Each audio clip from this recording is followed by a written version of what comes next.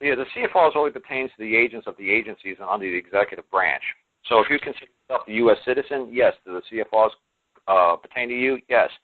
Because, like I said, if you're a U.S. citizen, your daddy is Barack Obama because you're a member of that family, and that's the hierarchy. That's the food chain.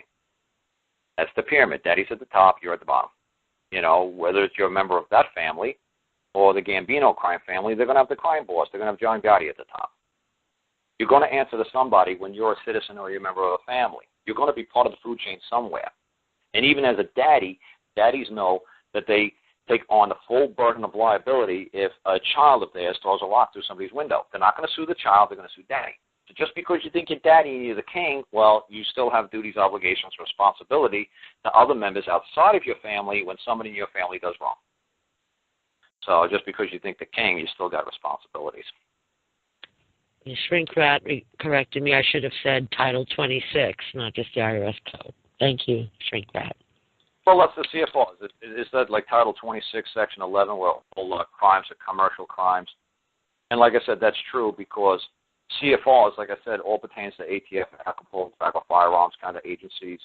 The CFRs is executive branch, like an executive order that Barack Obama passes down that everybody who's in that under that is subject to that, which would be like a U.S. citizen or an agent or an agency of the United States government, is liable for obeying or abiding by.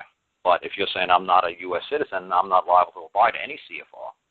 You don't have to abide to the CFRs because you're not an FBI agent. You're not a citizen of the United States. You say that has nothing to do with me. But we've all been trained since we were little kids to scream up and down, yay, I'm a U.S. citizen, yay. But like I tell people, well, what happened in 1988 and 1992 when the Soviet Union collapsed? Everybody woke up one day, and there was no such thing as Soviet citizens anymore. When they woke up, they looked up in the ceiling and said, holy cow, I just heard the news this morning. We're not Soviet citizens anymore. We're citizens of what now? I don't know. What's the name of our new country now? I don't know. So what happened? We woke up one morning and the United States was gone. We all looked at the ceiling and said, oh, my God, my whole life I've been a U.S. citizen. Now what kind of citizen am I?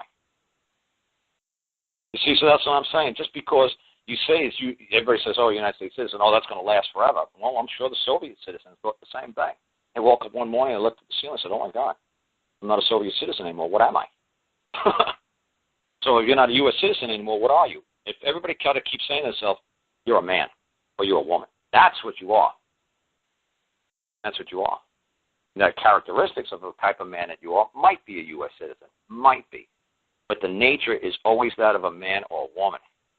Then go down the totem pole, it's a characteristic. U.S. citizen. Go down underneath that, it's a reputation. What does the world think of U.S. citizens? Well, right now they probably don't have a very high opinion of us.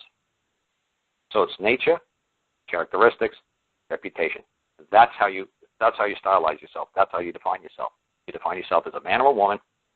The characteristics, old, young, big, white, black, yellow, characteristics, reputation, honest man, dishonest man, crook, thief. There you go. So when you go to court, the judge always looks to see the nature of the parties, the characteristic, which means does he have jurisdiction over them, and then the reputation. Who did wrong, who's the wrongdoer, who's the harmed. Simple.